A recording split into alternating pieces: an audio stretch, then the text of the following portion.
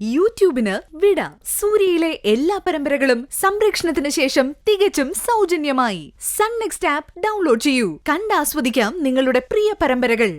എന്താ ഭാവന, ഞാൻ പറഞ്ഞതിൽ തെറ്റുണ്ടോ? എങ്കിൽ പിന്നെ അതുപോലെ ചെയ്യുമ്പോളെ അബി വിളിക്കുമ്പോൾ അമ്മ സംസാരിക്കാം. അത് വേണ്ടമ്മേ, അബി എന്തായാലും വരുമല്ലോ, അപ്പൊ സംസാരിക്കാം. ചിലപ്പോ എന്റെ ഭാരമെങ്കിലും കുറഞ്ഞിരുന്ന അത്രയെങ്കിലും ആശ്വാസം ഈ കുടുംബത്തിൽ ഉണ്ടാവൂലെന്ന് കരുതിയിട്ടാവും അബി ഇങ്ങനൊരു തീരുമാനം എടുത്തത്.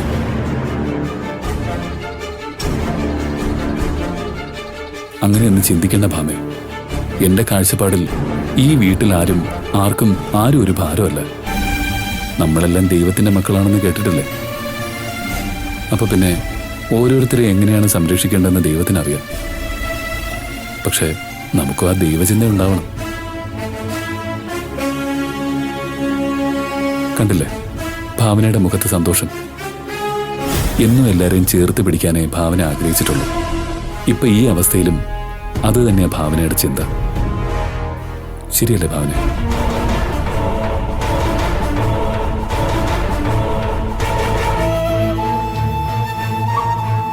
ഇനി ഭാവനയോട് എനിക്ക് ചിലതൊക്കെ ചോദിക്കാനുണ്ട്.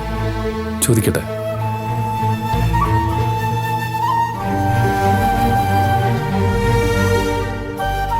ഇവര് രണ്ടുപേരുടെയും ഭാവിയാ നിന്റെ മനസ്സിലിപ്പെന്ന് എനിക്കറിയാം, ശരിയല്ലേ? എന്നാൽ ഇനി ഇവരുടെ കാര്യത്തിൽ ഭാവനയ്ക്കിനി ഒരു ടെൻഷനും വേണ്ട. ഭാനുവിന് അഡ്മിഷൻ ആയാൽ ഉടൻ തന്നെ ഭാനു കോഴ്സിന് ചേരും. ഭാവനയുടെ ആഗ്രഹം പോലെ ഭാനു ഒരു ഡോക്ടർ ആവുകയും ചെയ്യും. അതിന് ഞാനുണ്ടാവും നിനക്കൊപ്പം.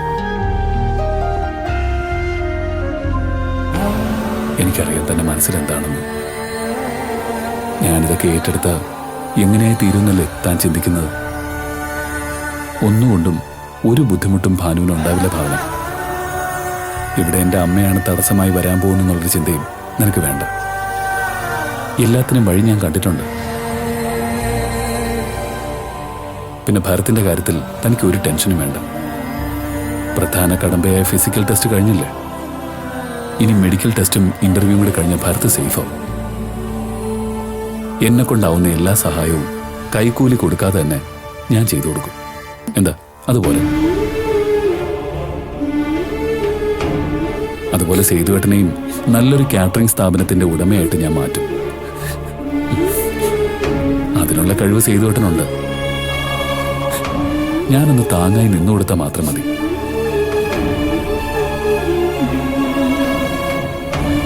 ആന്റി, ഞാൻ ഈ പറഞ്ഞതെല്ലാം ഭാവന ഇപ്പോ ഈ അവസ്ഥയിലായതുകൊണ്ട് പറഞ്ഞതല്ല.